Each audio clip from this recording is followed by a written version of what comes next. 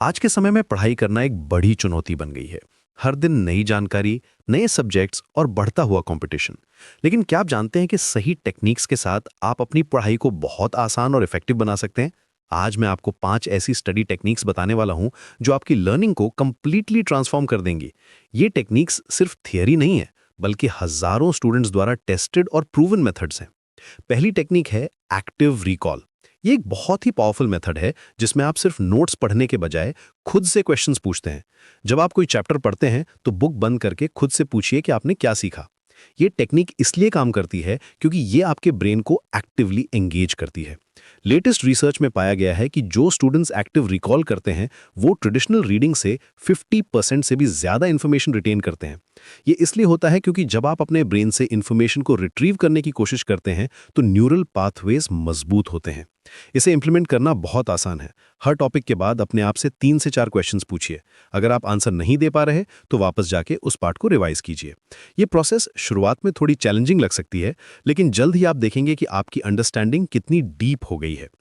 दूसरी टेक्निक है spaced repetition. ये टेक्निक टाइमिंग के बारे में है। बहुत से स्टूडेंट्स एक ही दिन में सब कुछ क्रैमिंग करने की कोशिश करते हैं, लेकिन ये अप्रोच बिल्कुल गलत है।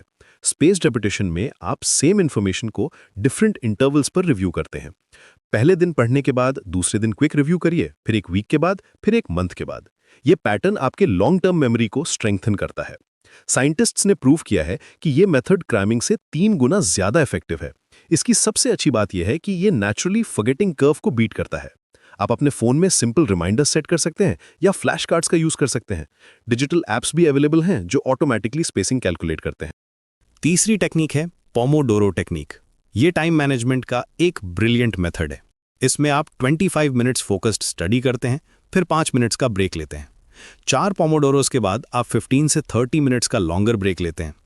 ये टेक्निक कंसंट्रेशन इंप्रूव करती है और मेंटल फटीग को रिड्यूस करती है। रीसेंट स्टडीज में पाया गया है कि ये मेथड सस्टेन्ड अटेंशन को ड्रामेटिकली इंप्रूव करता है और डिसीजन फटीग को कम करता है।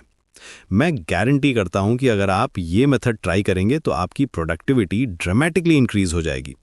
टाइमर सेट करिए, फोन को साइलेंट मोड में रखिए और फोकस्ड स्टडी सेशन शुरू कीजिए। ब्रेक के टाइम में स्ट्रेचिंग करिए या फ्रेश एयर लीजिए।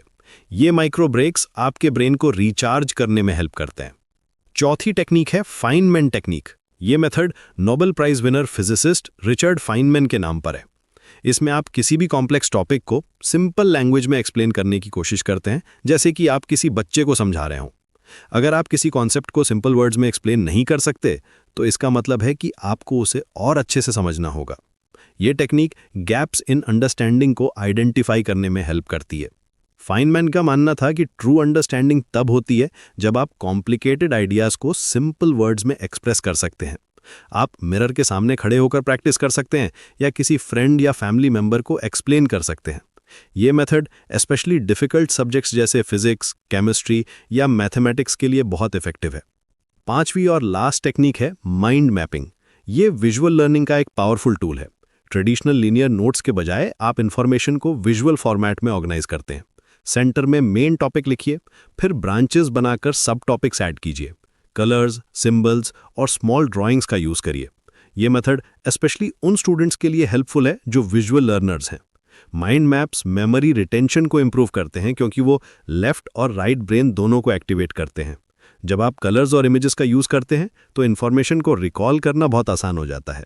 आप पेपर पर हैंड ड्रॉन माइंड मैप्स बना सकते हैं या डिजिटल टूल्स का यूज कर सकते हैं। इन सभी टेक्निक्स को इंप्लीमेंट करने के लिए पेशेंस और कंसिस्टेंसी की जरूरत होती है। शुरुआत में 1 या 2 टेक्निक्स चूज कीजिए और उन्हें प्रॉपरली प्रैक्टिस कीजिए। जब वे हैबिट बन जाएं, तब दूसरी टेक्निक्स ऐड कीजिए। रिमेंबर, हर स्टूडेंट डिफरेंट होता है, इसलिए एक्सपेरिमेंट करके देखिए कि कौन सी टेक्निक आपके लिए बेस्ट वर्क करती है। कुछ स्टूडेंट्स के लिए विजुअल मेथड ज्यादा इफेक्टिव होते हैं, तो कुछ के लिए ऑडिटरी या किनेस्थेटिक अप्रोचेस बेहतर काम करते हैं।